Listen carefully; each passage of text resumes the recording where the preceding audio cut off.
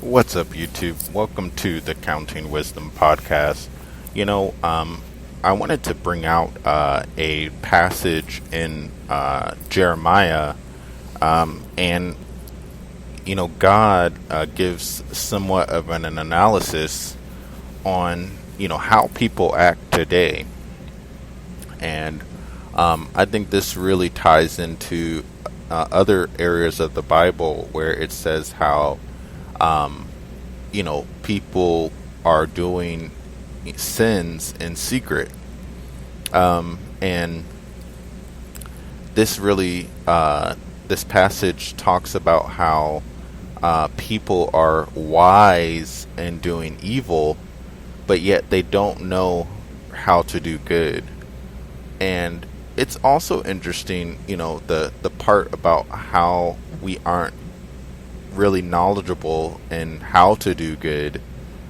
And I think we really see evidence of that today, and even in our own mind, outside of the revelation of the Word of God. We sort of know some basic things of how to do good, of like, maybe giving to the poor, and you'll give them $20 or maybe more than that. We know little things about, trying to be polite and open the door for people or something like that.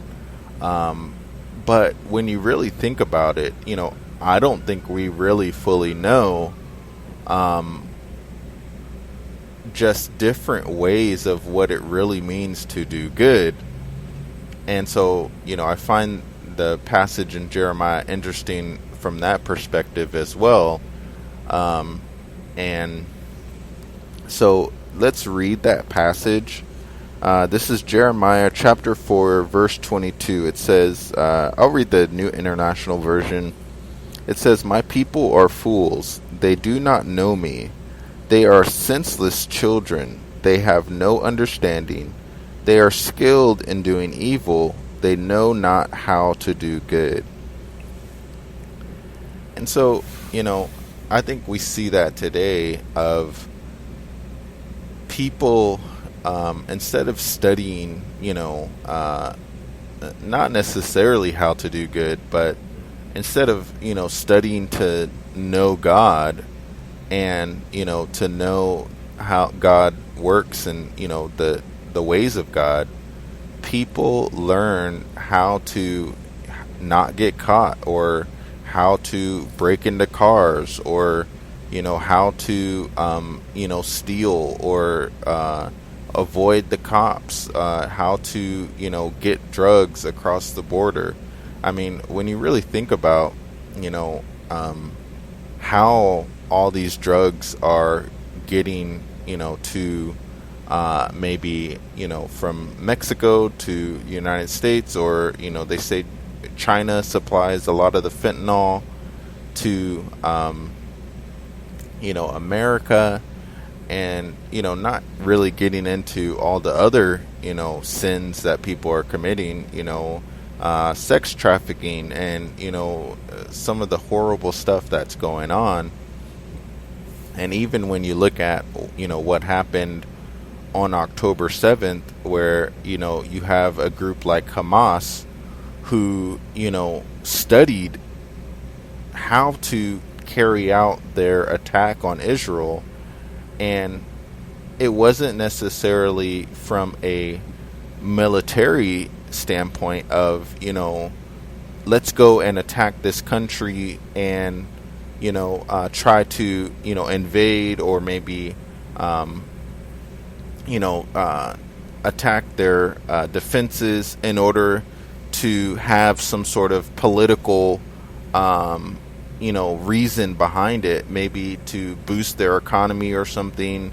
I don't, there's many ways that aren't necessarily super evil that a person may carry out, a country may carry out some sort of military exercise. For example, China wants to take over Taiwan from, at least what they say, is from more of a political type of reason. They want, they feel like I haven't really looked into this, so I'm only going to speak from a certain level here, but they want to do it for political reasons is what I'm trying to get at. But you see, Hamas, when they attacked Israel, they studied how to do it, and they did it strictly for the evil purposes of all the sins and crimes that they committed on that day. It wasn't for some sort of political reason. It was just out of pure hatred and evil.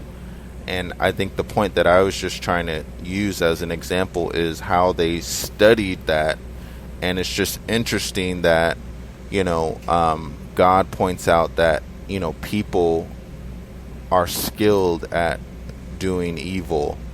And so I think this is interesting passage because it shows what people, the great length that they go through, and the mind power that they put to doing something evil, when they could use that same mental capacity to not do evil and to not to do good. For one, that's what God points out in Jeremiah chapter 4 verse 22, is that he's wanting them to do good, but also he's pointing out that they don't know God. And so I have thought of this too, from the standpoint of you see kind of the work that people go through, and maybe creating a movie or creating a YouTube channel, or the work that they put in for creating a business, but yet they don't know God, and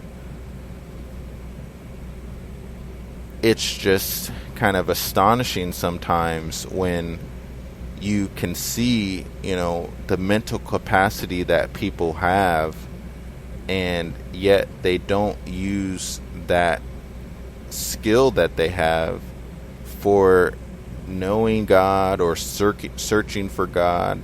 They only want to do evil. And I believe people are sort of at different levels of doing evil, as far as not knowing God, as far as non-Christians are concerned.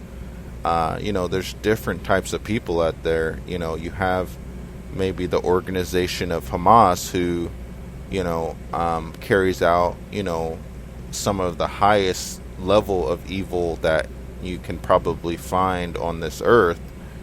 But then there's people that you obviously never hear of, and then there's people in sort of everyday society that are still doing evil, but it's not necessarily at the same level as someone like Hamas. And so I think a lesson, this won't be a super long podcast, but I think a lesson that we have to take from Jeremiah chapter 4 is that we should watch what time and energy that we're giving to certain things. And as Christians, we know that we have to give God our time and energy, and really surrender to God and surrender to Jesus Christ, towards living a life that is pleasing to Jesus, instead of giving our mind over to how can I get away with something, or how can I study how to do something that is evil. A lot of us, we sort of may have gotten into bad situations and sinned in some way, maybe from a kind of a impulse, where maybe you're hungry and you look at your account and you don't have $1 to your name, and so you steal a candy bar or something. But then, God's pointing out that someone, is it what kind of we call in, our society is like premeditated. Someone really ruminates and thinks over, the evil that they want to do, and, plans and studies on how to carry it out. And so I think that's what we see going on in today's society, outside of maybe some of the impulse crimes or crimes of maybe emotion, sins of emotion, where you sort of are just reacting. But then, God shines a light on how there are other people who, truly give themselves over to sinful lifestyles, where they are studying and reading and getting advice on how to do evil. And so this is just something that's interesting. And so hopefully you can check out Jeremiah chapter 4 verse 22. And it's interesting also that God sees it. We think sometimes that I can hide from God, and because I don't see anyone around, then hey, I can't be held accountable for it. But I love how God sees everything that's going on. And the Bible says that God sees both the good and evil that goes on. And so I think as people, if we were to just sort of realize that we're always being watched, even when we don't think that we are, and realizing that there is a God, I think that will really help us to overcome sin. When it's not so easy to always commit a crime or a sin when you have eyes on you. I think even from a physical level, you don't necessarily feel that strong temptation when you realize that you're in someone's presence. Maybe there's a camera or that you can see, or maybe you're in a group at the mall, or at school, or you're at home and your family's around you.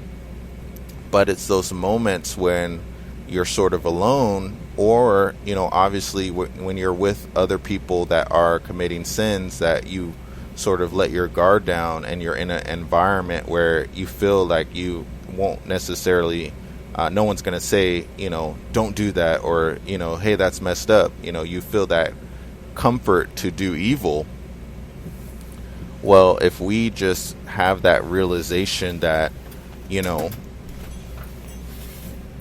in those secret places God is always watching, and I think that having that awareness can be helpful for the people that do want to overcome sin.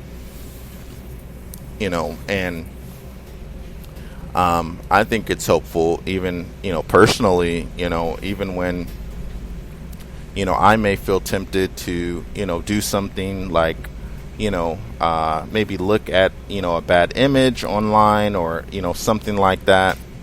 And if you kind of have more of an awareness of no, God does see me, and having that belief instead of being in unbelief, having that belief like God is watching, then you won't necessarily have that same strength to do wrong, and